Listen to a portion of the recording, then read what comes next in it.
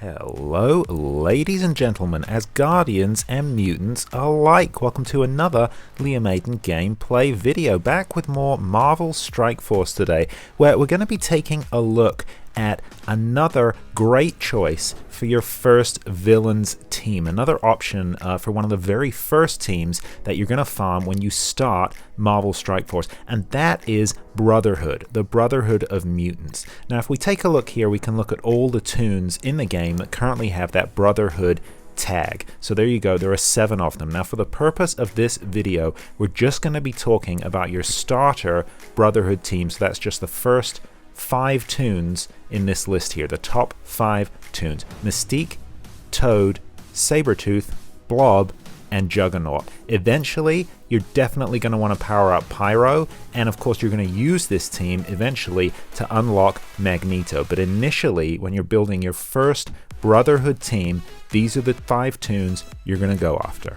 So why the Brotherhood? Well, a while ago I made a video suggesting that the Sinister Six, originally the OG Sinister Six, were the best villains team to go for straight off the bat if you're new to the game. I'll put a link in the top right hand corner for that. Now, I stand by that assessment. I still think that Sinister Six are one of the best villain teams you can go for if you're new to Marvel Strike Force. However, just to give you another option and explore another route, because of course one of the great things about this game and any game like this is that there are lots of different routes to go in terms of collecting the various toons, the various heroes and villains. So today I want to present an alternative, and the Brotherhood is a really great alternative. Let's take a look at the reasons why. First up, just like Sinister Six, they're easy to farm. The Brotherhood squad, made up of the 5 toons that I laid out a minute ago, you can pretty much get them off the bat. Now you can see here that the arena store is actually going to give us 2 of our members of this squad. It's going to give us Blob and Juggernaut. You're spending 500 of your currency for 5 shards. Now, potentially this could get tricky because you're having to split your spend, right? You're having to split your currency between these 2 characters in the same store. So while that's not ideal in the long run, it does mean that you can unlock both of them relatively quickly. You just jump between the 2. They're easy unlocks. So in terms of getting a quick team off the bat that has good synergy and that works well together, it's very easy to unlock both Blob and Juggernaut through the arena store. Eventually, as you move forward, you're probably going to have to kind of focus on one over the other. So I don't know, focus on bringing Blob up to 5-star and then focus on bringing Juggernaut up to 5-star. Doesn't really matter which way around you do it. So it's a little bit annoying that you have those 2 characters in the same store, but it does mean that they're easily accessible. Once you gain access to that store, you can start farming both of them and unlock both of them relatively quickly. Next, if we head over to the Blitz store, you can see that Toad is the member of the squad who's available here. Now, I've already purchased him today. I'm busy 7-starring Toad at the moment. Now, the Blitz store, as I've said this before, one of the most lucrative stores in the game. So Toad can very easily be the first character you 7-star if you really want him to. A very accessible character. So the stores are being very generous to us in terms of this team. Now, if we head on over to the Villains campaign, Chapter 5, we can find the first character in the Brotherhood lineup that we can node farm, that we can farm by auto-winning, by simming a node, and that is Mystique. She's available here on Villains node 5, 6, and you get 2 shards of her per spend. So again, she's going to be a little bit of a grind because you're not getting as many shards of her per day if you max out your spending on this node, but nonetheless, that's where you're going to get her from. Problem with node farms, of course, is that that's not guaranteed. So when you when the numbers are on your side, when RNG is in your favor, you're going to get 2 shards. I mean, potentially you could get 2 shards of Mystique for every sim of this node. So if you sim it 5 times, you could get 10 shards. That's not going to happen in reality. In fact, generally speaking, simming on nodes is nowhere near as profitable as simming, as purchasing the shards in the store, just because it's not as reliable. But nonetheless, Mystique is a relatively easy farm, and she's relatively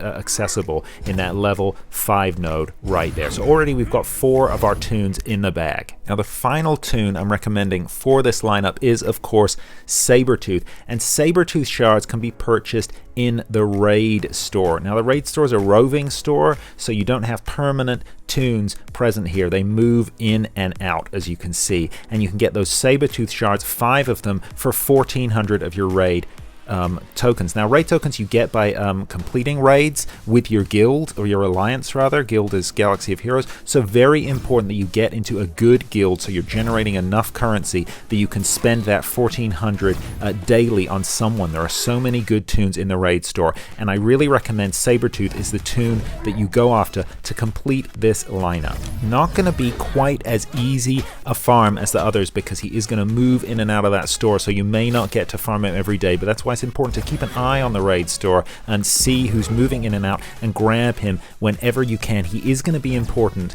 and we're going to talk a little bit more about that later. First, I want to address the burning baddie in the room. That is, of course, the character we're not going after in this lineup, and that is Pyro. Now, why am I not recommending Pyro? I'm glad you asked. First of all, Pyro, a bit like Sabertooth, is not available as an everyday farm. You're actually going to be getting Pyro from the War Supplies store. So this is currency. Again, you're getting it through your alliance by fighting in those alliance wars. And that's 1,375 of your war currency for 5 Pyro shards. So not incredibly difficult to come by, right? He's about as difficult as Sabertooth, but also not as easy. Not as easy as Toad, not as easy as Blob, not as easy as Juggernaut, not as easy as Mystique. Now, Pyro is an excellent character. He really is. And I reiterate what I said earlier. You do want to power up Pyro. In fact, before the end of this video, I'm going to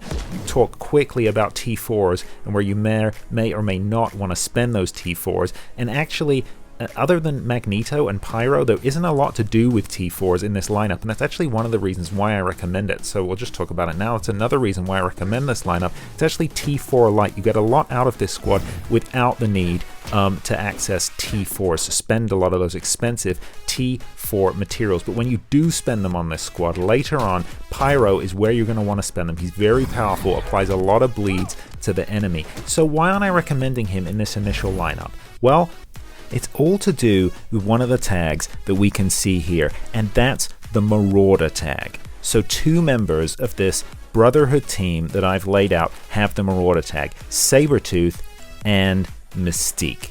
Now, you know who works well with characters with the Marauder Tag?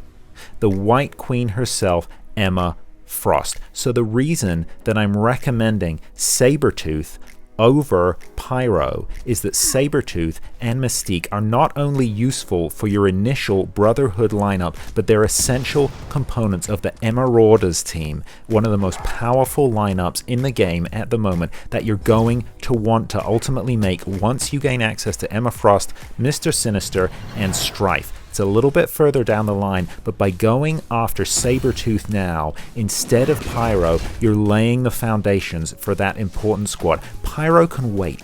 After you've used this squad to unlock Magneto, you're then going to replace Sabertooth and Mystique with Magneto and Pyro. Pyro's going to get his chance to shine later, but first of all, we need to power up Sabertooth and Mystique in our initial lineup. It's all about investing.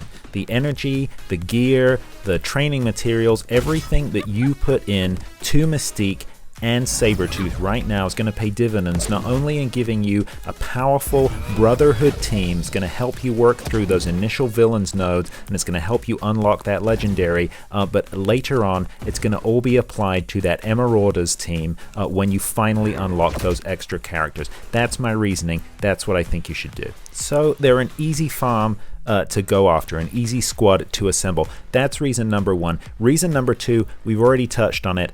As with the Sinister Six, so Sinister Six unlocks 2 legendaries. You're not getting 2 with Brotherhood, but you are getting 1, a pretty important one, Magneto.